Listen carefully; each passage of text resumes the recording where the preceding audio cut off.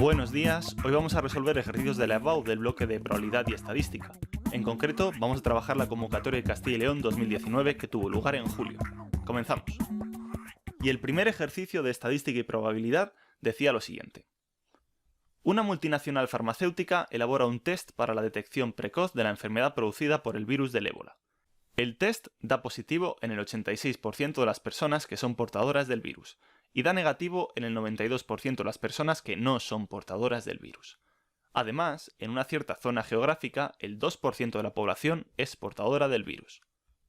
Se elige al azar una persona de esa zona geográfica y se la somete al test. Calcula razonadamente la probabilidad de que sea portadora del virus sabiendo que el test ha dado positivo. Una vez leído el enunciado, debemos preguntarnos con qué contenido del currículum se relaciona.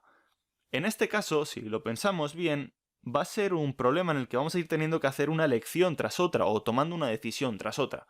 Primero ver si una persona es portadora del virus o no, y después de eso ver si al hacerse un test ha dado positivo o ha dado negativo. Este tipo de ejercicios se resuelve muy bien utilizando un diagrama de árbol, así que vamos a resolverlo de esta manera. Comenzamos.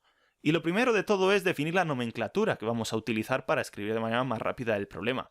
A mí se me ha ocurrido, por ejemplo, utilizar la P para el suceso ser portador del virus y lo contrario de P para no ser portador del virus.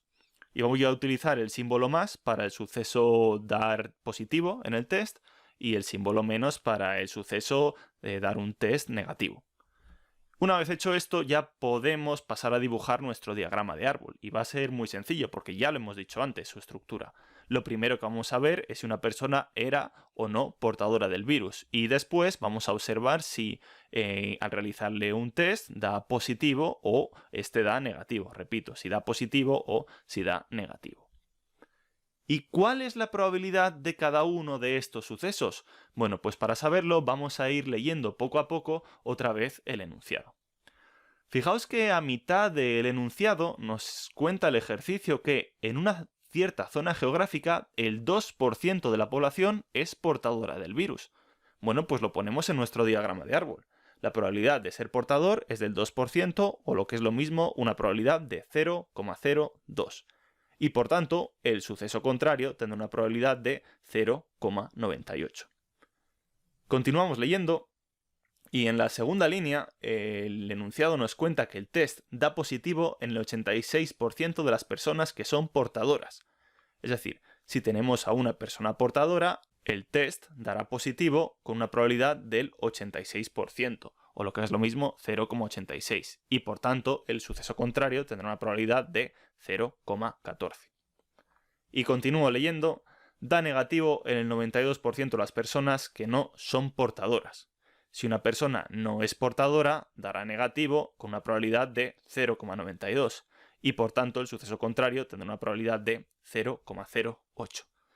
De esta manera tan sencilla acabamos de resumir todo aquello que nos decía el enunciado con un simple diagrama de árbol. Y ahora ya sí podemos pasar a atacar el ejercicio.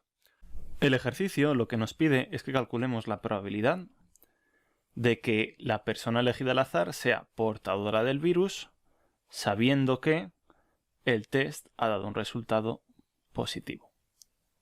Y si pensamos esto que nos están pidiendo, lo que nos está haciendo el ejercicio es asegurarnos algo que hemos observado en nuestra segunda observación o hemos tomado en nuestra segunda elección y nos preguntan por la probabilidad de que ocurra algo que hemos observado en nuestra primera elección. Es decir, estamos recorriendo el diagrama de árbol en sentido contrario. Cuando esto sucede tenemos que utilizar un resultado matemático que se llama el teorema de Bayes, así que vamos a dejarlo escrito. Por el teorema de Bayes, o aplicando el teorema de Bayes, y lo que nos dice este resultado matemático es que esta probabilidad será igual a la probabilidad de que sea portador del virus y a la vez haya dado un resultado positivo dividido entre la probabilidad de haber dado un test positivo. La probabilidad de que sea portador y a la vez haya dado un resultado positivo es muy sencilla de calcular, puesto que esto se cumple en la primera de nuestras situaciones, la primera de nuestras ramas de nuestro árbol. Por tanto, esa probabilidad será igual a simplemente recorriendo esa rama, 0,02 por 0,86. Dividido todo entre la probabilidad de que el resultado del test haya sido positivo. Pero esta probabilidad ya es un poco más difícil de encontrar, puesto que esta situación se produce tanto en este suceso como en este. Dicho de otra forma, esa probabilidad será el resultado de sumar la probabilidad de esta rama más la probabilidad de esta rama en nuestro diagrama de árbol.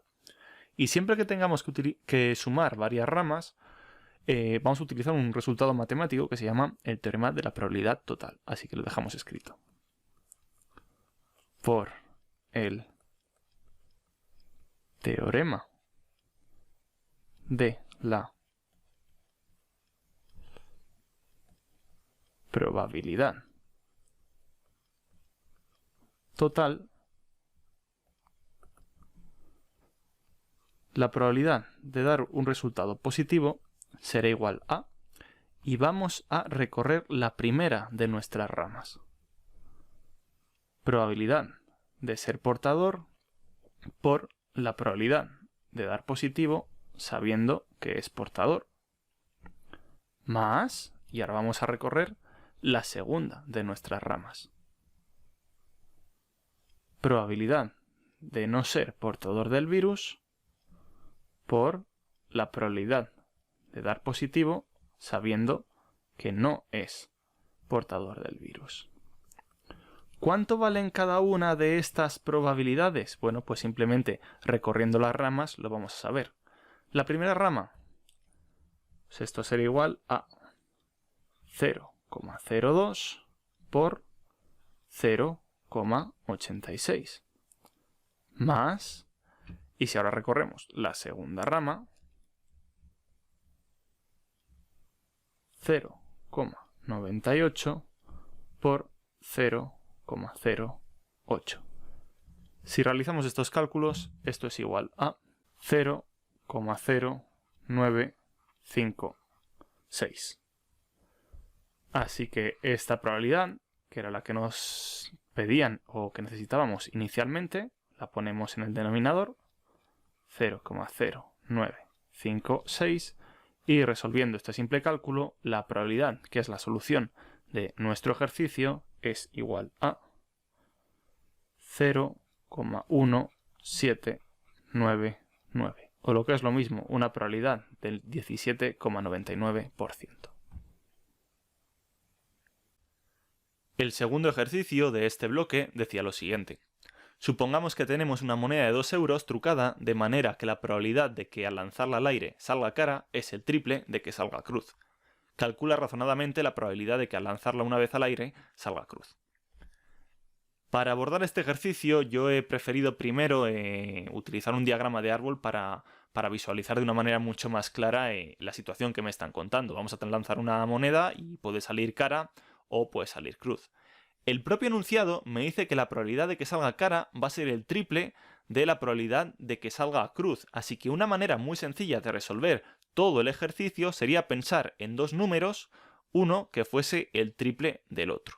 Y además, puesto que estos dos sucesos son los únicos que pueden ocurrir, la suma de sus probabilidades debería ser igual a 1. Sabiendo esto, a poco que reflexionéis podríais llegar a los números 0,25 y 0,75. Fijaos que 0,75 es el triple de 0,25 y sumadas estas dos cantidades nos da la probabilidad total, probabilidad 1. Por tanto, la solución final sería una probabilidad de 0,25. Ahora bien, si preferís llegar a la solución de una manera más matemática, podríamos realizar lo siguiente. Podemos llamar, por ejemplo, P a la probabilidad de salir cruz. Entonces, por un lado tenemos P, que es la probabilidad de salir cruz, más, y la probabilidad de salir cara es 3 veces P. Es el triple. Y como hemos dicho, estas dos probabilidades tienen que ser igual a 1. Dicho de otra manera, 4P es igual a 1. O si despejamos la P, esta probabilidad será 1/4 o lo que es lo mismo, una probabilidad de 0,25. Existen muchas otras formas de llegar a esta solución, pero como veis se trata de un ejercicio muy sencillo. En el modelo B de este examen, la primera pregunta de estadística y probabilidad decía lo siguiente. Se sabe que el tiempo de resolución de los exámenes propuestos por un profesor universitario sigue una distribución normal de media 74 minutos. Apartado A. Si en el primer examen de este curso la desviación típica poblacional del tiempo de resolución fue 8 minutos, ¿cuál es la probabilidad de haber necesitado para resolver el examen más de los 90 minutos disponibles? Lo primero de todo es identificar este ejercicio dentro de los contenidos del currículo de matemáticas. Y es muy sencillo este tipo de ejercicios porque suelen dejar remarcado que lo que vamos a estudiar sigue una distribución normal. Efectivamente, este ejercicio va a ser un ejercicio relacionado con la distribución normal. ¿Y cómo se resuelven estos ejercicios? Bueno, pues lo primero que tenemos que hacer es definir lo que va a ser nuestra variable. Voy a llamarla x y nuestra variable va a ser los minutos de resolución de un examen de un profesor universitario. Y el propio enunciado me dice que esta variable x va a seguir una distribución normal de media 74 minutos y desviación típica de 8 minutos.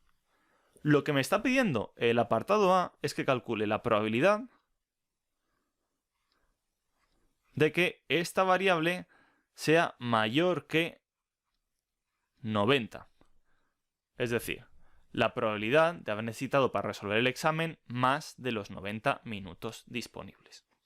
Y como siempre digo, meteos una cosa en la cabeza, no sabemos trabajar con distribuciones normales cualesquiera, solo sabemos trabajar con la distribución normal 0, 1, que para eso nos dan su tabla y nos permiten utilizarla durante el examen. Por tanto, debemos transformar esta variable en una variable con una distribución normal 0, 1. A eso los matemáticos lo llamamos tipificar la variable. Vamos a tipificar la variable. ¿Y cómo se hace eso? Bueno, pues a lo que tenemos le vamos a restar la media y lo vamos a dividir entre la desviación típica. Repito, a lo que tenemos le vamos a restar la media y lo vamos a dividir entre la desviación típica. Haciendo estos cálculos, esto será igual a la probabilidad de que z sea mayor que 2. Y alguien me dirá, Diego, si estabas utilizando la variable x, ¿por qué ahora la llamas z? Bueno, pues porque la variable x tenía esta distribución normal y como la hemos transformado en una con una distribución normal 0, 1, tenemos que ponerle otro nombre. Y en matemáticas, siempre que utilizamos la distribución normal 0, 1, pues los matemáticos la solemos llamar z. No es por otra cosa. Ahora ya sí, tendríamos que buscar en nuestra tabla la probabilidad de que z fuese mayor que 2. Pero ocurre una cosa. La tabla que nos proporcionan en el examen solo nos da la probabilidad de que z sea menor que, repito, menor que y un número entre 0 y 3,69. En nuestro caso sí que tenemos un número entre 0 y 3,69, pero tenemos la probabilidad de que z sea mayor que. Por tanto, vamos a necesitar alguna de estas igualdades que se dan en la distribución normal para reescribirlo de una forma en la que sí que lo podamos hallar en la tabla de la distribución normal 0, 1. En este caso, z mayor que y un número positivo nos vamos a encontrar en la primera de las situaciones, en la primera igualdad, z mayor que y un número positivo.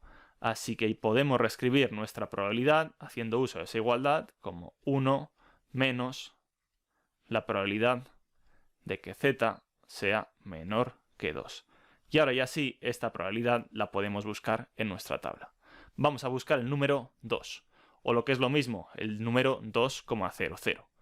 Ya sabéis que en las filas nos dan siempre las unidades y las décimas, por tanto 2,0, y que en las columnas siempre nos dan las centésimas, 0, así que la probabilidad que estábamos buscando es esta de aquí, 0,9772. Muy bien, pues la llevamos a nuestros cálculos. Esto será igual a 1 menos 0,9772. Y la solución de este apartado A será 0,0228. O lo que es lo mismo, una probabilidad del 2,28%. El apartado B decía lo siguiente. En el segundo examen, la desviación típica poblacional del tiempo de resolución fue de 9 minutos. Si se presentaron 36 alumnos a este segundo examen, determina la probabilidad de que el tiempo medio de resolución de esos alumnos fuera inferior a 77 minutos. Bueno, antes de nada, recordar que estamos trabajando con una variable x que seguía una distribución normal de media 74 minutos, eso no ha cambiado, nos lo dicen en el cuerpo del enunciado, y en este caso la desviación típica poblacional va a ser de 9 minutos.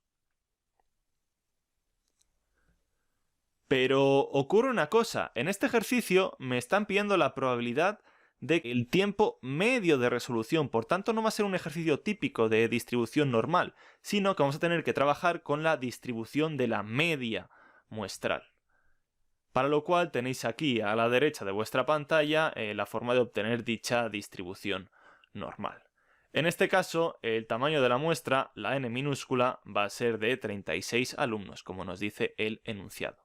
Por tanto, con la variable que vamos a trabajar ahora, para una muestra de 36 alumnos, va a seguir una distribución normal de media, como veis en la fórmula, exactamente la misma de antes, 74, y como desviación típica va a ser aquella desviación típica que ya tenemos dividido entre la raíz de 36, la raíz del tamaño de la muestra.